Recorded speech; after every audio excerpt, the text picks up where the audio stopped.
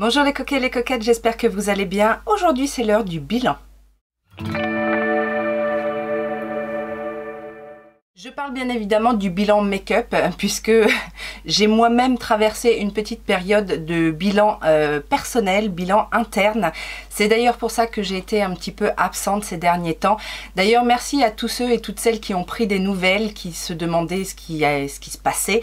Je vais bien, rassurez-vous, c'est juste qu'effectivement je pense que je passe par une période un petit peu de remise en question, de réflexion, de reconnexion à moi-même, à mes émotions, à mes envies, à mes passions, et donc du coup il a fallu que je fasse des choix, et c'est un peu pour ça que j'ai fait moins de vidéos, mais rassurez-vous, je suis toujours aussi passionnée par le make-up et les cosmétiques.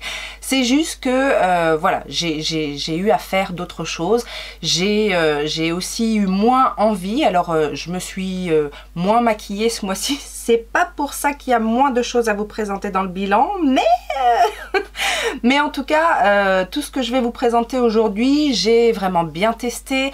J'ai eu le temps effectivement de me faire une idée sur tous les produits. Il y a des coups de cœur, il y a des choses sur lesquelles je veux revenir, dont je vous ai déjà un petit peu parlé, mais je veux revenir plus précisément.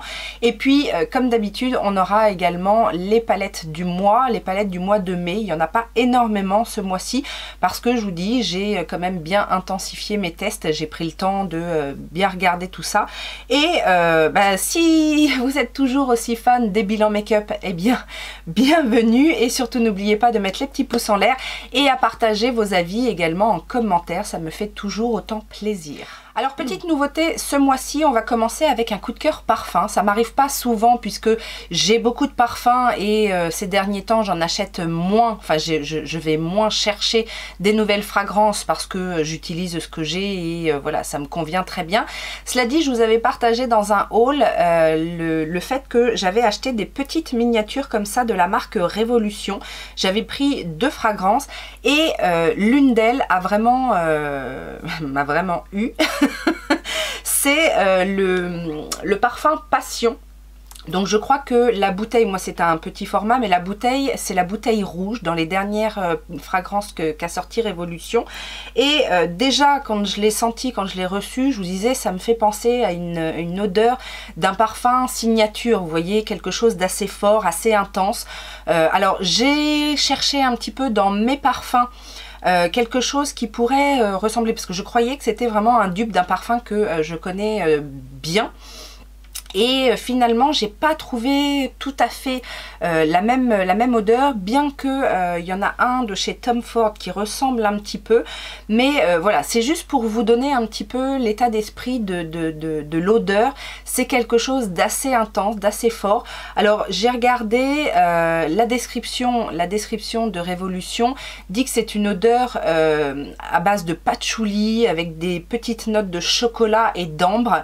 Alors c'est très subjectif hein, comme mélange, mais il y a quelque chose effectivement d'intense. Alors je l'ai vraiment bien porté hein, parce que vous voyez la petite flaconnette est presque vide. J'ai eu beaucoup de retours positifs aussi quand je portais ce parfum, surtout quand on pense que le grand modèle, donc les 100 ml de ce parfum est à une dizaine d'euros chez Révolution. Je vais pas me priver pour le racheter, et d'autant plus qu'il tient très bien, c'est ça. Et pourtant ce sont des eaux de toilette, mais vraiment celui-ci a une tenue irréprochable et laisse vraiment une effluve comme ça très mystérieuse, et non franchement c'est un gros coup de cœur. En base, je n'en ai testé qu'une, celle de chez Révolution, vous savez, au rétinol. Donc c'est la Rehab Retinol Rescue Primer. C'est clairement une base siliconée. Alors c'est un petit conditionnement, il n'y a que 18 ml en même temps, il en faut peu. Parce que je vous dis, c'est une base siliconée qui va venir lisser le grain de peau. Si on en met trop, vous allez voir que ça peut pelucher, ça peut faire une certaine épaisseur. Donc je ne vous recommande pas vraiment ce genre d'application. Mais une petite, je sais pas, un petit poids un petit poids suffit. Vous étirez bien la matière et c'est vrai que ça vient flouter le grain de peau, ça fait bien tenir le make-up. En général, tous les fonds de teint que j'ai utilisés se comportent bien dessus.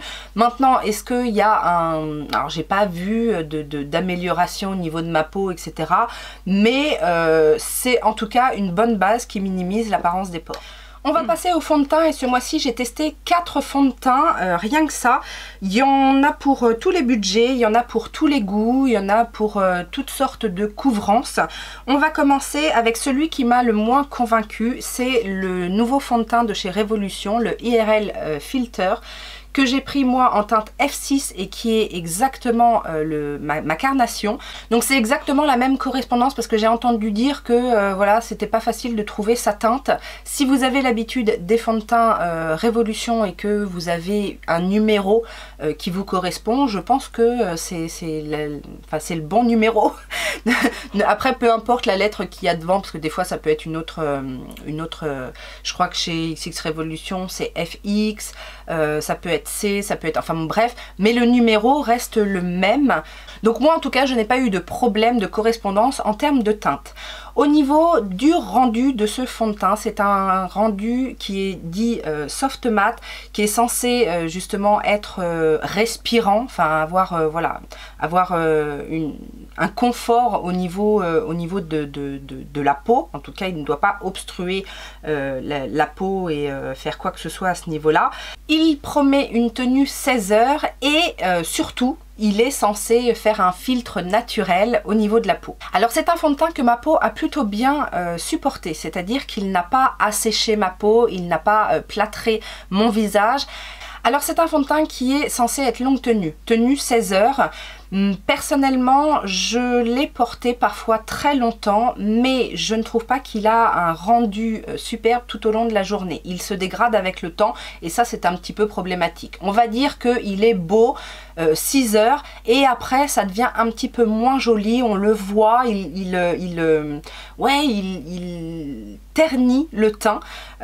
Donc ça c'est le premier point négatif. Le deuxième point c'est qu'il faut peu de matière parce que si vous mettez beaucoup de produits, certes vous allez avoir une très forte couvrance, mais vous allez avoir, il va se voir sur la peau, il va peut-être marquer des zones de sécheresse, il va peut-être accentuer les zones où vous avez des ridules ou des rides, voire les rides d'expression.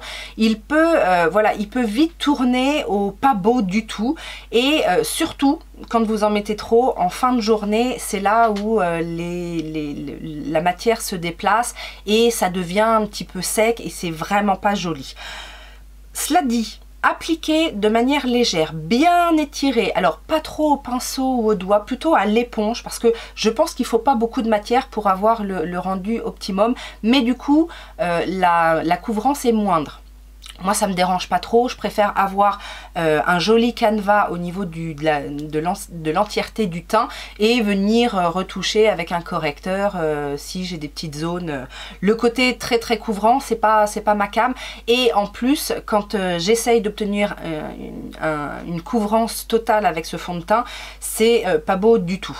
Mais voilà, dans l'ensemble c'est un fond de teint qui n'est pas cher, c'est son avantage peut-être, qui peut avoir un joli rendu à condition d'y aller tout doucement et de bien étirer la matière. Mais encore une fois, je ne suis pas d'accord sur la longue tenue, en tout cas pas la jolie longue tenue et c'est pas un fond de teint vers lequel je vais me retourner régulièrement. Je trouve par exemple chez Révolution, mais ça c'est un de mes chouchous et franchement je l'ai beaucoup utilisé encore ces derniers temps et je ne lui trouve aucun défaut, mais par exemple le Matte Base qui a aussi ce côté très confortable, très soft matte avec une jolie couvrance, peu de produits etc. lui vieillit beaucoup mieux tout au long de la journée que celui-ci et franchement j'ai pas vu en termes d'aspect de la peau, j'ai pas vu de grande différence entre les deux, sachant qu'en plus celui-ci est alors c'est pas un flacon pompe certes, mais il est moins cher, donc voilà, ça reste pour l'instant mon préféré chez Révolution. J'ai également testé le nouveau fond de teint de chez MAC, le Studio Radiance, donc le Face and Body Radiant Sheer Foundation, qui est une déclinaison du Face and Body de chez MAC, mais en version un petit peu plus naturelle, en version un petit peu plus lumineuse, et quoique le Face and Body, c'est vraiment, enfin, moi le Face and Body, je le mettais plutôt dans la catégorie un petit peu base de teint, base pour la couvrance. Celui-ci est vraiment très peu couvrant. C'est vraiment le genre de produit qui va venir il unifie, mais j'ai envie de vous dire qu'il va plus jouer sur le côté éclat naturel du teint. Donc si vous n'avez rien à cacher en termes d'imperfection, que vous voulez juste un fluide qui va venir embellir votre peau, parce que moi je trouve que c'est vraiment son plus. D'ailleurs, ils mettent fond de teint, transparence lumineuse. C'est exactement ça, c'est-à-dire que c'est un fond de teint qui va embellir la peau, donner un joli glow naturel sans que ce soit effet gras, etc. Il fait un beau canevas, je trouve. Alors pour les peaux jeunes qui n'ont rien à camoufler, pour les personnes, alors je pense aussi à ça parce que moi je suis un petit peu concernée, c'est-à-dire que j'ai naturellement des taches de son. Alors j'ai des taches pigmentaires, mais j'ai aussi quelques taches de son, et c'est vrai que là en plus avec les beaux jours, les quelques beaux jours qu'on a eu, j'ai eu une intensification de ces taches, et c'est vrai que ça a un côté un petit peu juvénile, j'ai envie de dire. Je trouve que moi ça me fait penser à la jeunesse, donc des fois j'ai envie de garder ce côté là, et pour ça le fond de teint Studio Radiance de MAC a été plutôt agréable. En plus c'est une texture super fine, alors c'est très liquide, vous savez, c'est dans ces conditionnements là, donc il n'y a pas de flacon pompe. Vous pouvez y aller soit directement sur le visage sans vous en mettre partout, vous pouvez mettre directement sur l'éponge, vous pouvez aussi l'étaler sur le visage au doigt. C'est quelque chose de très naturel. Ça m'est arrivé aussi de l'utiliser un petit peu en base. Et après, je viens faire un peu de correction avec mon anti-cerne, éventuellement un correcteur sur les endroits que je veux vraiment camoufler. Mais du coup, ça reste un fond de teint parfait pour les make-up, no make-up, si vous aimez ce genre de texture. Celui-ci, vous l'avez vu en action, le numéro 1 de Chanel, que j'ai beaucoup aimé. C'est un fond de teint qui a une bonne qui a une couvrance, on va dire, légère à moyenne, qui n'est pas tant modulable que ça, mais qui fait tellement une jolie belle peau, alors avec un côté un petit peu lumineux, naturel, en bonne santé. Attention peut-être aux peaux grasses, parce que il garde un certain confort, et je ne sais pas trop comment il se comporte sur une peau qui va sécréter beaucoup de sébum. Moi c'est pas mon cas, mais en tout cas ce fond de teint, qu'il soit poudré, non poudré, que j'ai intensifié, que j'ai essayé de moduler au niveau des joues notamment, la couvrance, que je le porte seul, sans base ou avec base, et peu importe la base, il est parfait. Je l'aime beaucoup, vous l'aurez compris. C'est un fond de teint aussi que je pourrais utiliser tous les jours parce que confortable, parce qu'en plus il y a un complexe de soin à l'intérieur, donc on imagine qu'avec le temps c'est bon pour la peau. Le confort est extrême, c'est-à-dire qu'avec ce fond de teint même bien poudré, à la fin de la journée j'ai pas de sensation de tiraillement, j'ai pas de zone de sécheresse, il évolue parfaitement, et donc c'est un gros coup de cœur pour ça. Maintenant, quand je veux quelque chose qui tienne bien, un rendu peut-être un petit peu plus mat, je suis pas mal sortie ces derniers temps, et donc du coup c'est vrai que je recherchais un petit peu plus ça. Alors quand je voulais vraiment que ça tienne jusqu'au bout de la nuit, je retournais sur le fond de teint de Charlotte Tilbury. Vous savez que ça reste mon best-of des best-of, mais pour avoir une belle peau, surtout une couvrance modulable, parce que ça c'est ça son gros plus. J'ai le confort, j'ai le côté soft matte, en tout cas le côté très naturel, là du coup c'est le HD Skin de Make Up For Ever. Pour ça je l'ai adoré. Je trouve qu'effectivement il a une tenue impeccable, c'est-à-dire que du matin jusqu'au soir il y a rien qui bouge, il y a pas de, ça migre pas, ça se déplace pas, ça ne s'affadit pas. Le teint est aussi frais le matin, enfin à l'application comme le soir. Et je vous dis, je l'ai mis quand même pas mal à l'épreuve. Je le trouve très modulable parce que autant on peut l'appliquer de manière légère et avoir un rendu très naturel, autant on peut construire la couvrance et avoir limite une couvrance totale, tout en gardant un éclat naturel au niveau du teint. Ça fait pas du tout plâtre. Et je pense que alors au niveau pour tous les jours, teint naturel, confort, etc., je préfère le numéro 1 de Chanel.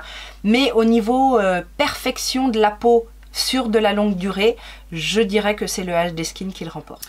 On va rester chez Make Up For Ever avec un accessoire puisque j'avais acheté en même temps que le HD Skin, j'avais acheté l'éponge qui était vendue avec, vous savez, avec cette partie un petit peu siliconée. Dans l'ensemble, j'ai bien aimé cette éponge. Je trouve que c'est une bonne éponge de bonne qualité et le côté siliconé peut être intéressant. Alors attention, ça fonctionne pas avec tous les produits. Je pensais que ce serait très bien pour les textures très liquides. Alors oui, les textures très liquides, mais du coup qui ont une certaine accroche, parce que j'ai testé par exemple le côté siliconé avec le fameux fond de teint de chez MAC et là ça faisait rien en fait. Le fond de teint de chez MAC est très fluide, très liquide et en plus très en transparence, donc il n'y avait pas trop d'avantages. Mais effectivement, mis à part étaler la matière, ça fait pas vraiment le côté imprégnation du produit. Donc le côté silicone ne se suffit pas à lui-même. Derrière, il faut revenir un petit peu tapoter avec le côté éponge. Petit bémol également, alors je vous ai déjà dit, moi je ne suis pas très précautionneuse quand je lave mes éponges, mais du coup en quelques lavages, l'éponge s'est un petit peu fissurée. Donc ça, je trouve ça assez dommage pour une éponge à ce prix-là. Alors heureusement, moi je ne l'ai pas payé plein pot, mais voilà, faites attention parce que je pense que c'est une éponge qui reste assez fragile. On va passer au correcteur et ce mois-ci j'en ai utilisé 3. J'avais depuis un petit moment le Dolce & Gabbana, le Millennial Skin. Je l'ai testé bien plus précisément. Alors c'est un correcteur que j'aime bien, qui a une bonne couvrance, une texture. Alors la texture est un peu épaisse mais bon, qui se fond bien. Maintenant, j'ai pas trouvé qu'il était exceptionnel. J'ai beaucoup aimé du coup la teinte. Moi, je l'ai pris en teinte Light 2. J'ai beaucoup aimé la teinte parce que des 3 que j'ai testé, c'est la teinte idéale par rapport à ma carnation. Je me suis légèrement plantée sur le True Match. Enfin, c'est quoi Best Match. Accord Parfait. Accord Parfait de L'Oréal. Là, la teinte était beaucoup trop claire. Je l'ai pris en teinte 1.N, c'est le New Ivoire. Et il est beaucoup trop clair. Alors du coup, c'est vrai que je l'ai utilisé seul, je l'ai testé seul. Je ne l'ai pas aimé dans le sens où il assèche mon contour de l'œil. Il a certes une bonne couvrance, il se pose bien, etc. Mais il vieillit mal. Je pense qu'il assèche mon contour de l'œil et donc du coup mon contour de l'œil n'est pas assez hydraté pour pouvoir avoir un rendu satisfaisant sur tout le long d'une journée. Mais du coup je l'ai utilisé en combo avec les 2 autres pour soit donner un coup d'éclat avec le Millennial, soit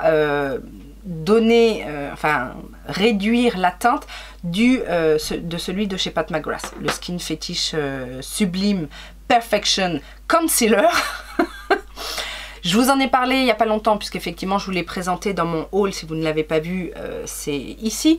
Je vous disais que c'était un vrai coup de cœur ce correcteur parce que je le trouve effectivement facile à appliquer. Il a une tendance à lisser un petit peu mon contour de l'œil et surtout il est irréprochable aussi tout au long de la journée. C'est ça son plus, parce que j'en ai des correcteurs qui me donnent cet effet à l'application qui dure 2-3 heures et après je vois que voilà, ou alors soit faut que je retapote un petit peu tout au long de la journée pour relisser un petit peu. Celui-ci, alors ça m'arrive de retapoter un petit peu, après ça dépend la quantité que j'ai mis, comment je l'ai appliqué, si j'ai poudré, si j'ai pas poudré, etc. Mais en général, quand je porte ce correcteur en fin de journée, au moment où je me démaquille, je me dis « Ah ouais, c'est pas mal !» Et ça, c'est assez rare. Donc, je l'ai pris en teinte LM9. Et il est effectivement, alors il est ton sur ton avec mon teint du moment, mais c'est vrai que moi j'aime bien une teinte un petit peu plus claire de manière à illuminer le dessous de l'œil. Donc c'est pour ça que je vous dis, je le combine avec ça. Je fais un premier passage avec le Pat McGrath. Je viens mettre un tout petit point ici pour fondre après, pour donner un petit côté lumineux. C'est ce que j'ai fait aujourd'hui et c'est ce que je préfère. Cela dit, le Pat McGrath est très bien seul. Maintenant, celui-ci, je ne le rachèterai pas parce qu'il n'est pas adapté à mon contour des yeux. Celui-ci, je regrette son prix parce que, voilà, pour le prix, je ne sais pas lequel est le plus cher parce qu'en plus, celui-là, je l'ai acheté dans un bundle. Mais clairement, si je dois remettre le prix dans un correcteur, ce sera dans celui de Patou et pas dans le Dolce & Gabbana. Poudre de finition, là encore je vous en ai parlé dans le haul puisque j'avais déjà commencé mes tests. La poudre pour le dessous des yeux de chez Pat McGrath que j'ai éclatée, si vous n'avez pas vu le haul. Donc elle se présente comme ceci, mais là elle est éclatée et repressée par mes soins et ça a été compliqué de la represser. Mais c'est une bonne poudre pour le dessous des yeux, j'en ai quelques-unes. Le dessous de l'œil c'est assez particulier, j'ai en plus pas mal de problématiques, donc toutes les poudres de teint pour le teint en général ne vont pas sous mon dessous de l'œil. J'ai celle de Becca pour le dessous de l'œil qui est très très fine et celle-ci est également très très fine. Elle garde un côté effectivement un peu lumineux au-dessous de l'œil.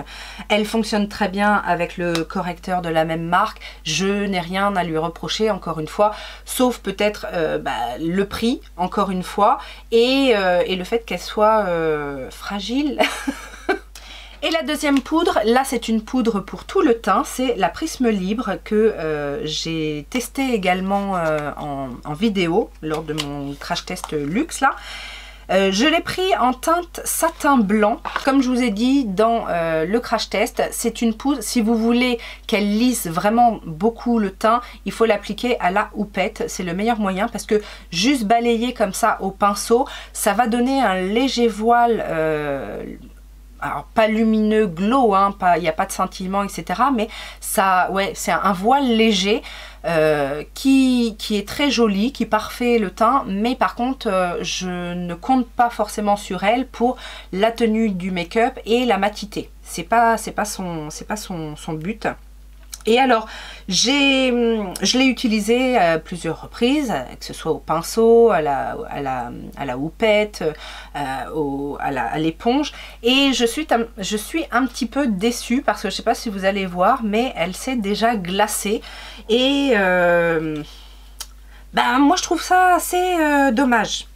Et est-ce qu'elle est trop pressée? Je ne sais pas, parce que quand on passe son doigt comme ça, alors certes, c'est pas poudreux, mais on n'a pas énormément de... Vous voyez, elle a un joli rendu quand même assez lumineux, mais on n'a pas tant de matière que ça. Donc voilà, elle est un petit peu difficile à prélever et encore une fois, moi je vous dis, je suis pas une grande adepte des poudres, donc c'est pas une question de quantité, c'est voilà, c'est le fait qu'elle soit pressée. Finalement, je trouve que les poudres libres sont moins pratiques, mais je les trouve plus faciles à manier que celle-ci. Mais après, ça arrive dans beaucoup de produits que les produits soient tellement compressés qu'on a du mal un petit peu à les prélever. Au niveau bronzer, j'ai testé pas mal de choses. J'ai testé pas mal de bronzer crème puisque j'en avais deux de la marque Révolution à tester. Celui dans un pot comme ça, donc le Ultra Cream Bronzer que j'ai pris en teinte light pour celui-ci.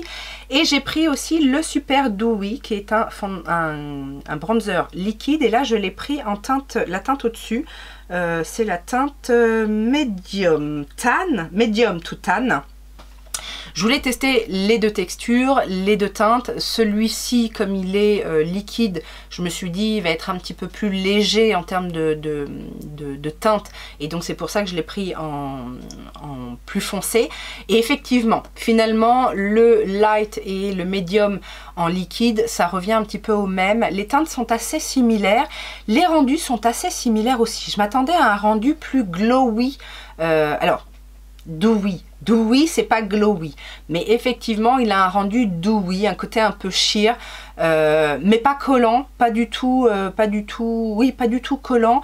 Moi j'ai bien aimé, j'ai même beaucoup aimé cette formule là, facile à travailler, ça se fond bien, etc. Et j'ai également beaucoup aimé le bronzer en peau comme ça, qui est effectivement fondant, qui se place bien, qui tient bien. Les deux ne sont pas trop intenses, mais en même temps ça se construit bien, ça tient bien, c'est confortable, c'est facile et c'est pas cher et ça peut rapporter gros. Le loto, c'est bon, cette fois je m'en souviens. Et j'ai testé celui de chez Rare Beauty. Donc le Warm Wishes Stick bronzant ultra simple que moi j'avais pris en teinte Always Sunny, qui est une des teintes vraiment médium. C'est pas dans les plus clairs, c'est une teinte ouais, au milieu. C'est une teinte assez foncée mais aussi très chaude. C'est celui que je porte aujourd'hui. C'est celui que j'utiliserai certainement en été et c'est surtout celui que j'utiliserai quand je veux quelque chose d'assez intense. Alors il se travaille super bien, la pigmentation est là, la pigmentation est quand même plus présente que dans ceux de chez Révolution. Ceux de chez Révolution vont avoir un effet quand même beaucoup plus naturel, beaucoup plus fondu. Alors il y a quand même pas mal de ressemblances entre celui-ci et le stick de chez Rare Beauty. Si vous voulez, si vous n'êtes pas à la recherche de la pigmentation, que vous voulez juste quelque chose qui fonde bien, avec lequel vous allez pouvoir donner un petit effet bonne mine et que vous ne voulez pas vous ruiner, je peux vous conseiller celui-ci. Si vous aimez quelque chose d'un petit peu plus intense, mais qui se travaille tout aussi bien, mais qui va être plus vite voyant, enfin je sais pas si je me fais bien comprendre, mais la teinte Always Sunny a un côté très caramel comme ça. Donc vous voyez, la teinte est assez intense, mais je vous avais dit que j'arriverais à la faire fonctionner. Et c'est surtout que vous avez une texture alors, qui se fond très bien, qui est d'une finesse. Là pour le coup effectivement il y a une différence, les deux textures de chez Révolution se travaillent très bien, mais on sent, enfin c'est pas un point négatif, hein, c'est pas, on le sent beaucoup, mais c'est surtout que celui de chez Rare Beauty est vraiment imperceptible. Il va venir colorer la peau sans qu'on sente quoi que ce soit. Il n'a pas du tout de résidus en fait. Une fois qu'il est travaillé et fixe, il se fixe à la peau et il n'y a aucune épaisseur. Là je passe ma main je passe mon doigt sur ma main et j'ai vraiment l'impression de rien avoir, et ça c'est très agréable. Donc c'est une très jolie découverte que ce fond de teint en stick, que ce bronzer en stick. Je vais y arriver. Mais mon chouchou de ce mois-ci, et je pense qu'il va m'accompagner tout l'été, vous savez, surtout quand on veut faire soit un make-up no make-up, soit quand on n'a pas le temps, soit quand on veut pas se tromper, en mettre trop, etc. Le bronzer de chez Dior. Bon. Le Natural Bronze Dior Riviera, qui est effectivement sous cette forme-là, une édition limitée, mais qui existe avec un autre packaging et surtout sans les gravures, qui existe depuis, je sais pas, l'année dernière, il y a 2 ans, ou je sais pas, c'est... Enfin bref, le bronzer de chez Dior est une merveille. Donc pour rappel, moi je l'ai pris en teinte 5 Warm Bronze, qui n'est pas du tout trop foncé pour moi. Ça, c'est... hop, vous balayez dedans, 3 coups de pinceau et c'est fini.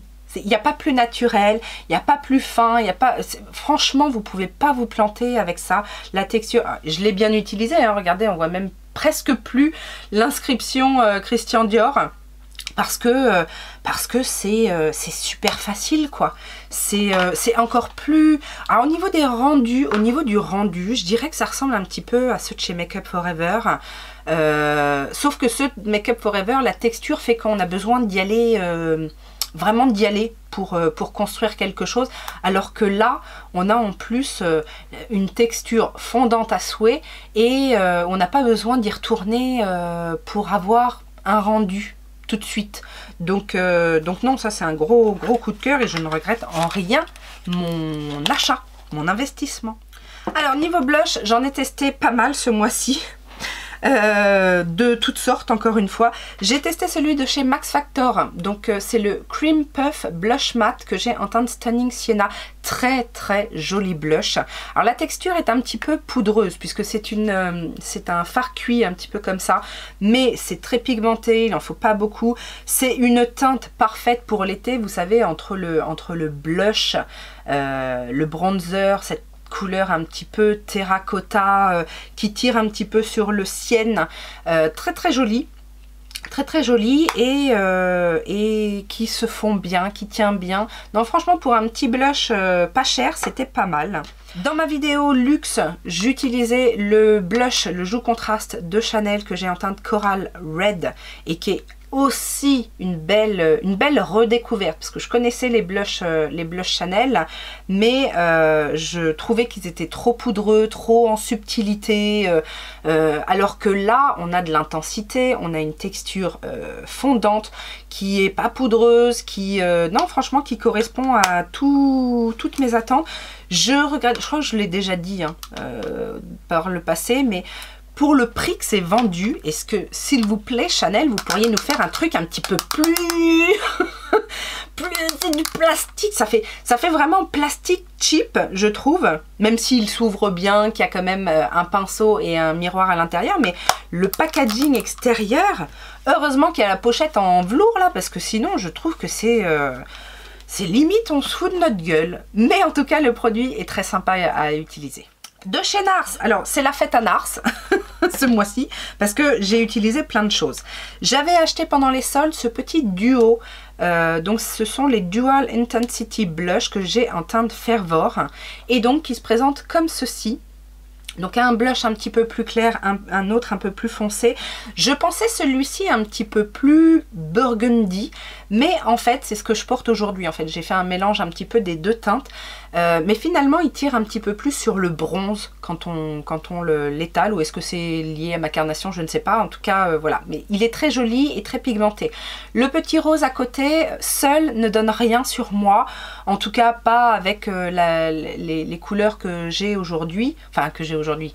J'ai pris un tout petit, un petit ton au-dessus et donc du coup la teinte est trop claire seule, mais par contre mélangée avec les deux parce que celui-ci est quand même plus lumineux, un peu métallique, et celui-ci, bien qu'il soit lumineux, c'est une lumière naturelle et donc du coup les deux mélangés font un bon équilibre, je trouve.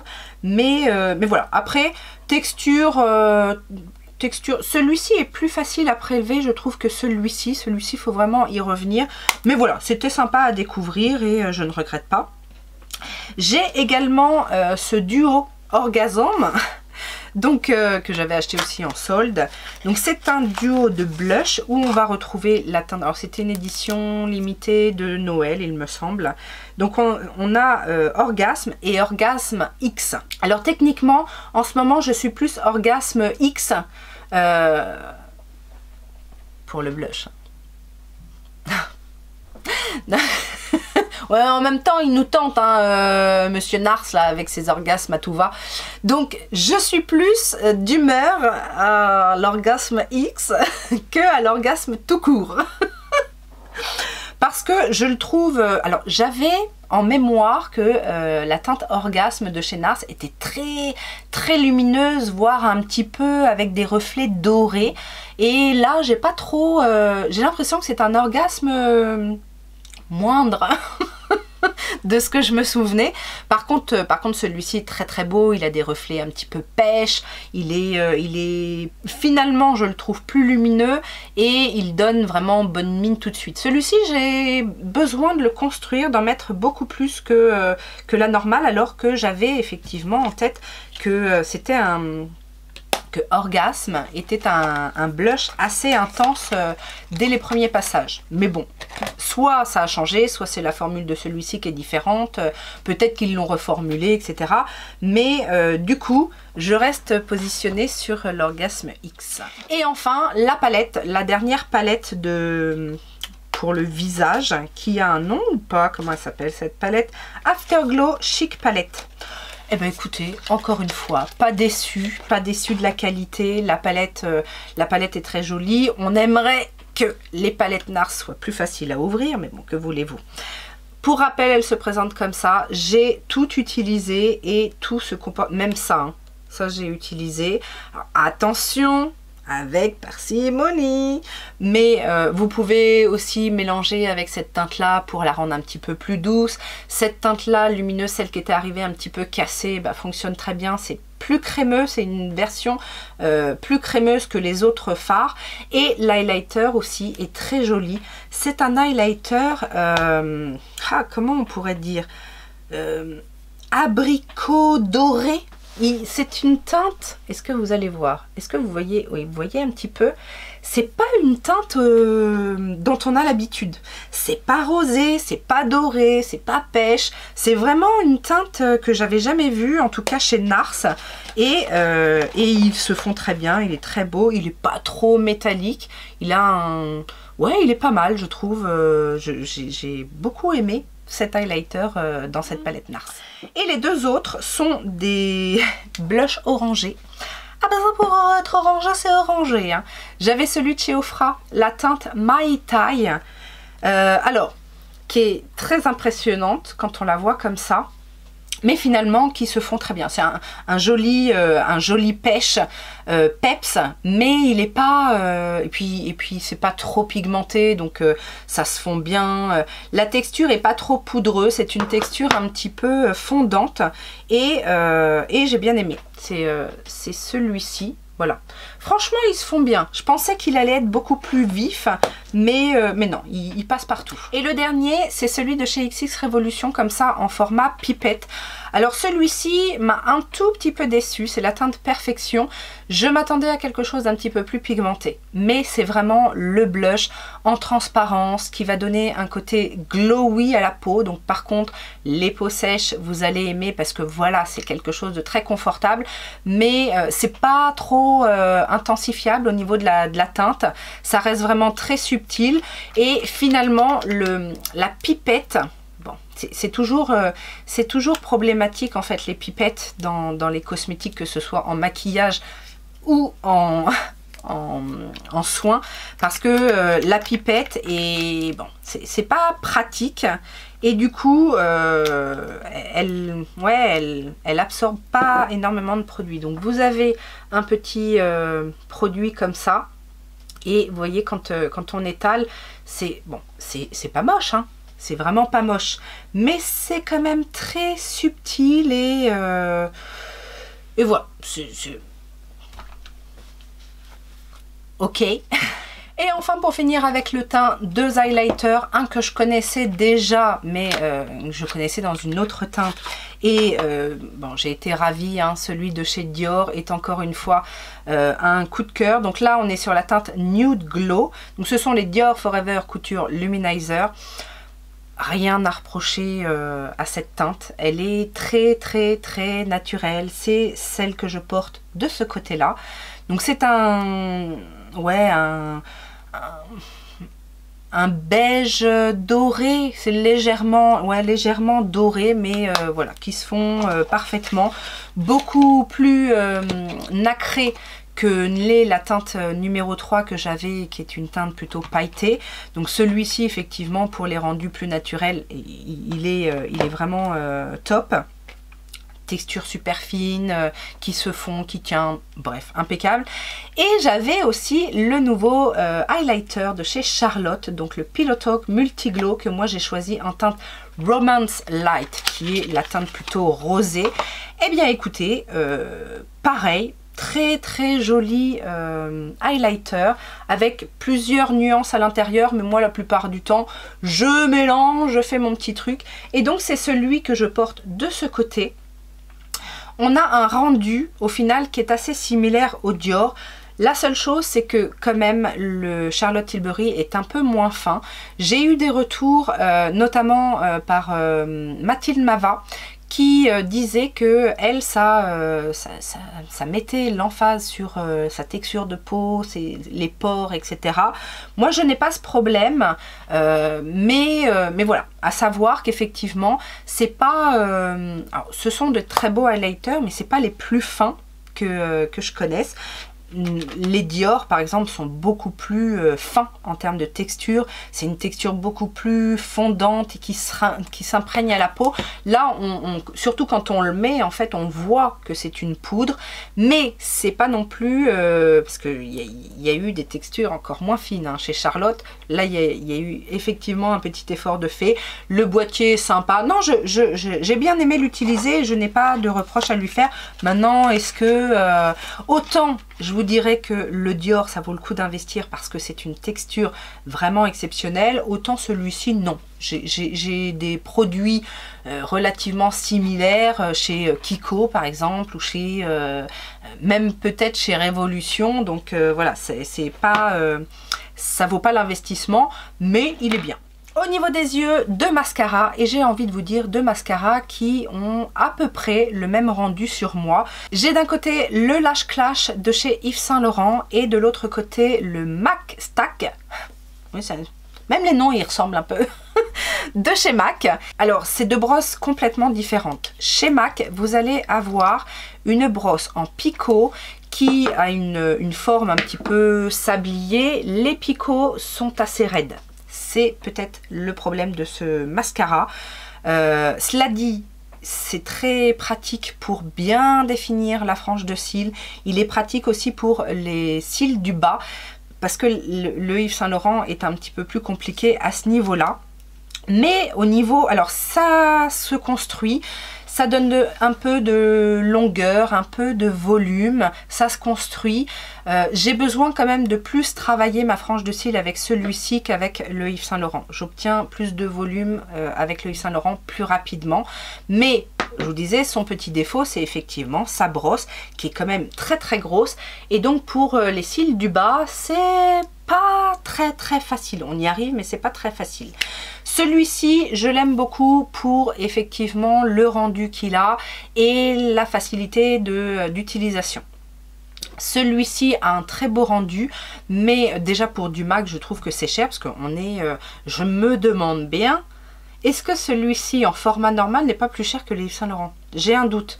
Mais bon, surtout qu'en plus Yves Saint Laurent, on peut avoir plus facilement des réductions que MAC. Enfin bon, tout est relatif, n'est-ce pas? Mais j'aime bien quand même le MAC. Alors je n'ai eu aucun souci ni avec l'un ni avec l'autre au niveau de tenue. Mais moi j'ai rarement, mis à part certains qui peuvent s'effriter ou des fois j'ai des petits points noirs en fin de journée. Mais sinon j'ai pas de problème de transfert, que ce soit sur la paupière supérieure ou en dessous de l'œil. J'ai rarement l'œil des pandas, sauf si vraiment je me frotte les yeux. Mais voilà, j'ai pas de problème de tenue avec ces mascaras. Le rendu est assez similaire, mais je vous dis, le Yves Saint Laurent aurait quand même ma préférence pour sa facilité d'application. C'est-à-dire que voilà, celui-ci, si je veux vraiment un max de longueur, un max de volume, j'ai besoin d'en passer des couches et des couches et des couches. La brosse aussi peut être problématique parce que heureusement j'ai fait attention dès le départ, je ne la suis pas mise dans l'œil parce que franchement les picots sont un petit peu durs, mais la brosse permet aussi de travailler plus ouais, la définition. Donc si vous avez besoin de définition, peut-être que celui-ci est plus adapté, mais si vous avez une frange de cils assez tranquille et que vous voulez un mascara qui fait bien le job très rapidement, celui-ci est très bien. et que vous avez le budget pour les deux parce que les deux sont très chers. Du coup, on va parler de cils et je vais faire un petit point rapide sur, vous savez, le sérum Grande Lashes que j'utilise maintenant depuis 2 mois et j'ai noté bien évidemment des points très positifs puisque ma frange de cils a, alors d'une, elle a poussé. 2, elle s'est épaissie et de nouveaux cils ont poussé. Je vous dis ça parce que je me suis rendu compte en fait que, vous savez, à l'intérieur de la frange de cils, mais voire même vraiment en coin interne, j'ai des cils qui ont poussé. Des cils que je n'avais pas avant. Donc voilà, ça a relancé un petit peu la pousse de mes cils. Ils ont un côté un petit peu plus fourni. Alors, ça n'a pas épaissi, mais j'ai quand même eu l'impression que ça avait foncé ma frange de sourcils. C'est-à-dire qu'avant, j'avais vraiment les sourcils limite un peu blonds sur la pointe. Et là, j'ai l'impression, quand je suis démaquillée, que mes cils sont un petit peu plus foncés. Je vais vous montrer les photos avant-après sous différentes formes. C'est pas, alors j'ai pas doublé ma longueur de cils, mais c'est quand même bien présent et c'est aussi pour ça que je suis plus sereine quand je teste des mascaras.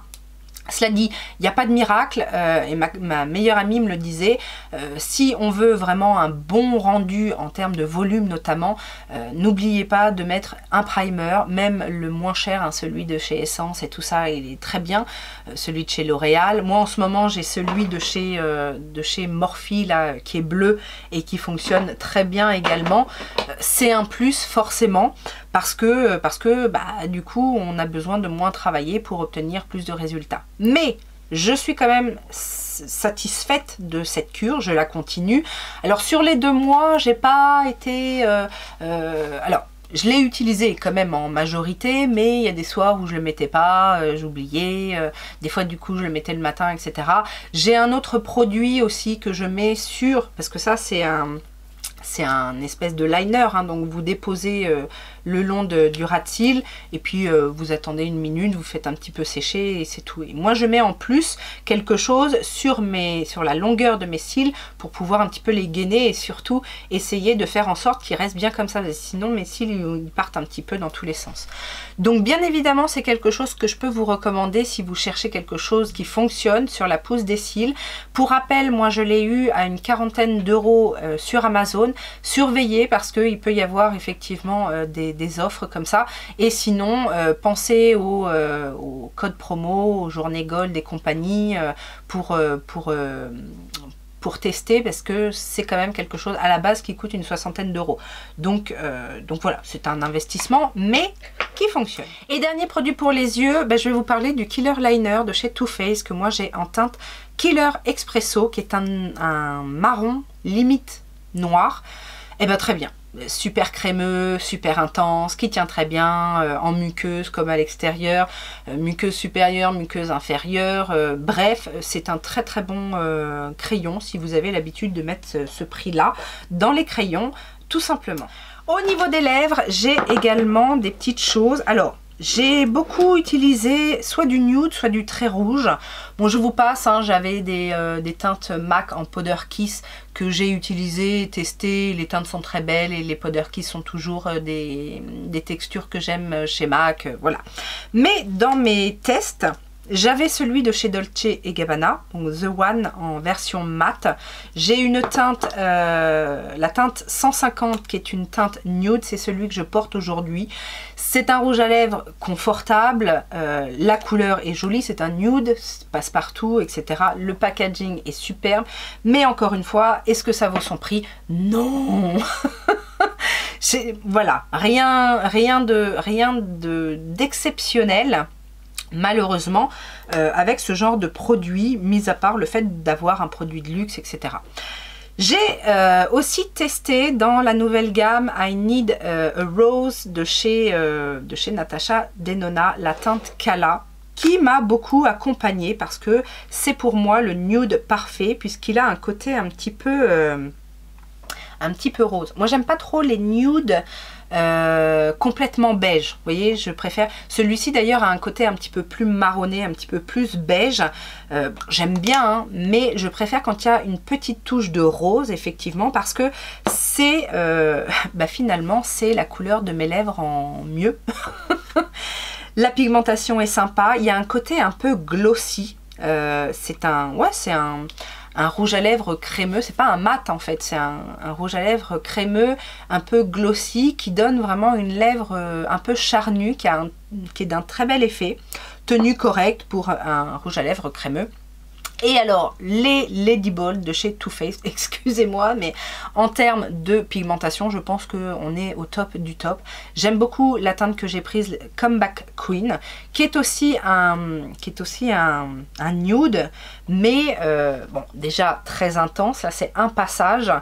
Ça tient très bien, c'est très intense. Après, petit bémol peut-être sur la texture que l'on sent. Un petit peu plus quand même que les deux autres que je vous ai présentés, hein, le Natasha Denona et le Dolce & Gabbana. Vous n'avez pas l'impression vraiment de porter un rouge à lèvres, hein, au bout de quelques minutes, vous l'appliquez, au bout de quelques minutes vous l'oubliez. Celui-ci vous l'oubliez pas tant que ça, mais si vous voulez de l'intensité et de la bonne tenue et un rouge à lèvres qui a un impact tout de suite, je suis d'accord, il répond aux critères. Toujours chez Dolce & Gabbana, j'ai testé ça, les espèces de gloss vinyle. Alors comment ça s'appelle? Les Shinissimo. Shinissimo, j'ai la teinte Amethyst Vibe.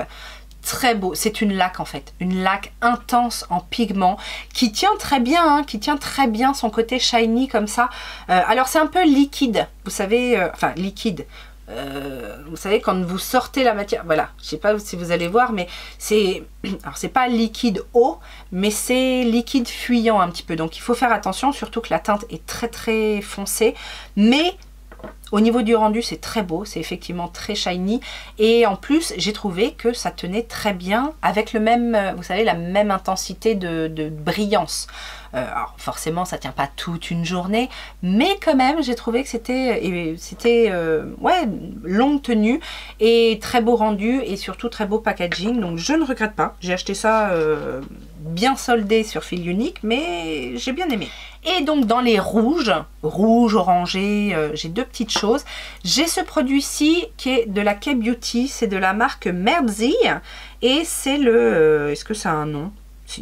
Une espèce d'encre à lèvres. La teinte c'est humide, bon c'est toujours le problème.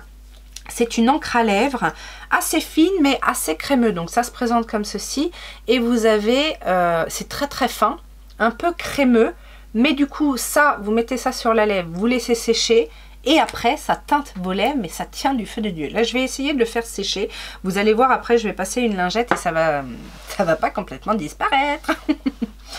Et l'autre dernière trouvaille, et là pour le coup on a l'intensité de la couleur, le côté shiny, la couleur qui est assez originale et la longue tenue de La Mort qui tue, encore une fois en gardant son côté très, très brillant.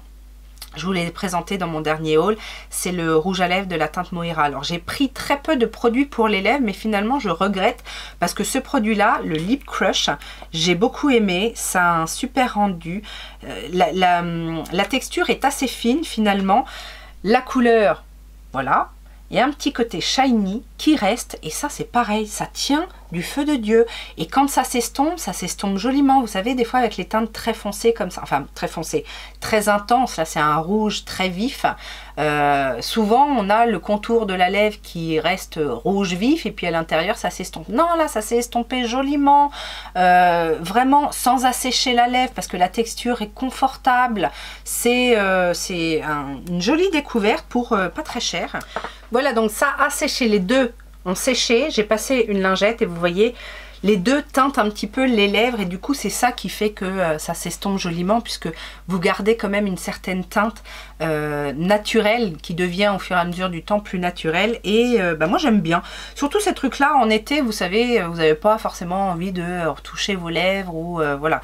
Donc le simple fait de savoir que ça va s'estomper joliment, naturellement, eh ben je trouve que c'est un plus. On va maintenant passer aux palettes. Alors je vous disais, j'ai pas énormément de palettes ce mois-ci, j'en ai ai 5 à vous présenter et dont 2 que j'ai mis un petit peu en battle puisque souvenez-vous, j'ai fait l'acquisition dernièrement des 2 Born This Way de Too Faced. Donc on a d'un côté la Natural Nude qui était la première qui était sortie et de l'autre côté on a la Sunset Strip qui est la version un petit peu plus estivale de chez Too Faced. Alors ce sont 2 palettes que je considère comme des basiques. Les teintes sont différentes dans l'une et dans l'autre. Le camailleux, enfin l'esprit est le même puisqu'on tourne autour du nude. Il y a du chaud et du froid dans les deux. C'est pas une question justement de tonalité, c'est plus une question d'harmonie et de complémentarité. On a des fards qui se travaillent facilement, qui ne sont pas d'une pigmentation extrême ou d'une intensité extrême dans les deux. On a des métalliques, on a des mats et des jolis toppers. Il y a un petit peu plus de toppers dans la Sunset Strip. Et on a un côté un petit peu plus chocolat dans la Sunset Strip qui fait que en termes d'harmonie, je préfère finalement la Sunset Strip. Cela dit, j'ai quand même des petits défauts à leur reprocher. J'ai fait avec ces palettes un petit peu le même genre de make-up, c'est-à-dire un make-up assez classique où je vais allier mat, lumineux, métallique, etc. dans les tons plus ou moins intermédiaires, voire un petit peu utiliser les plus foncés pour voir comment ça se présente. Pour l'une et pour l'autre, c'est du basique, c'est du classique, c'est du nude de base. Vous savez que moi, je ne suis pas contre le nude, mais j'aime bien avoir un petit truc en plus. Et que ce soit l'une ou dans l'autre, je n'ai pas eu ce truc en plus. C'est de la base, de chez base. Le deuxième look que j'ai fait avec, c'est un smoky. Parce que je me suis dit, c'est des teintes. Moi, les bruns comme ça, les bruns me donnent envie de smoky. Et je me suis dit que ce serait intéressant de voir quel genre de smoky on peut faire avec ces 2 palettes. Et le résultat est satisfaisant dans l'ensemble et de loin. Mais dans le travail des fards et dans le rendu et quand on regarde de plus près, ce ne sont pas des palettes à smoky parce que les fards les plus foncés ne sont pas du coup hyper pigmentés et qu'ils s'estompent, ils sont tellement faciles à travailler qu'ils s'estompent un peu trop et donc du coup même en rajoutant de la matière, j'ai même essayé en mettant une base un peu sombre pour pouvoir accrocher le fard. Je n'ai pas l'intensité. Alors, oui, j'aime bien les smokies très intenses. C'est pas juste le petit effet fumé, dégradé, etc. J'aime avoir une base intense, un marron foncé que je vais venir dégrader. Et le camailleux de teinte dans ces palettes me permettait justement de dégrader un petit peu. Sauf que la base foncée, c'est une base qui peut effectivement servir d'intensification d'un make-up, mais pas en base noire. C'est pas noir, mais en base intense sur toute la paupière parce que voilà, ça c'est... Et qu'en plus, que ce soit sur les make-up assez classiques ou le smoky, je n'ai pas trouvé que les fards tenaient très bien sur ma paupière. J'ai testé les fards avec, sans base, en cumul de couches, en plus léger, appliqué au doigt, appliqué au pinceau, rien n'y fait. Au début, c'est très joli. En fin de journée, c'est trop fondu, trop estompé, limite ça s'affadit, mais en plus ça migre un peu au niveau des lumineux. Bon, par contre les fards topper plutôt pailletés tiennent bien. C'est dire que j'ai pas eu des chutes de paillettes atroces, c'est le petit plus. Mais du coup, alors je vous ai fait les swatchs des 2 palettes comparatives. J'avais déjà mis sur Instagram, mais là du coup je vous les montre comme ça puisque vous avez à chaque fois au niveau des emplacements des fards le même fard qui correspond. Il y a un fard lumineux en plus, enfin peut-être que c'est plus au niveau des toppers, mais en tout cas il y a un petit peu plus de lumineux dans la Sunset Strip. Et après je vous dis au niveau des couleurs, bah c'est difficile de savoir laquelle on préfère puisque on tourne toujours autour des mêmes teintes. Finalement, elles sont complémentaires si on est fan de teintes comme ça, marronnées. Les plus, c'est que ce sont des palettes de nude basiques, faciles à travailler, donc adaptées aux débutants, aux personnes qui aiment se maquiller légèrement, voilà, qui n'ont pas de grands besoins en intensité, dans les lumineux, etc. C'est pas des palettes dont je suis très contente d'avoir fait l'acquisition. Je suis contente de les avoir testées pour être sûre de ce que je pense de chez Too Faced, mais voilà, c'est pas des palettes exceptionnelles. La palette suivante est une jolie découverte parce que bon, j'en attendais pas mal vu le prix de base à laquelle c'est vendu. Moi j'ai eu bien 50%, voire d'autres petits trucs à côté, et du coup ça rend l'achat plus... Enfin, l'expérience plus agréable, mais j'ai été quand même assez surprise et j'ai beaucoup aimé les looks que j'ai fait avec la palette de chez Scott Barnes. Est-ce qu'elle a un nom? Pigment palette? Non, c'est la Color. Parce qu'il y en a une plus dans les nudes et une autre plus colorée. Et du coup, je trouve la Color Story pas si facile. Hein. C'est pas si facile, même moi qui aime les couleurs, c'est pas si facile. Sauf à savoir qu'effectivement, vu comment elle est rangée, on peut avoir des harmonies comme ça en long. Bon, après, bien évidemment, on peut jouer avec toutes les couleurs, mais je veux dire, c'est pas instinctif.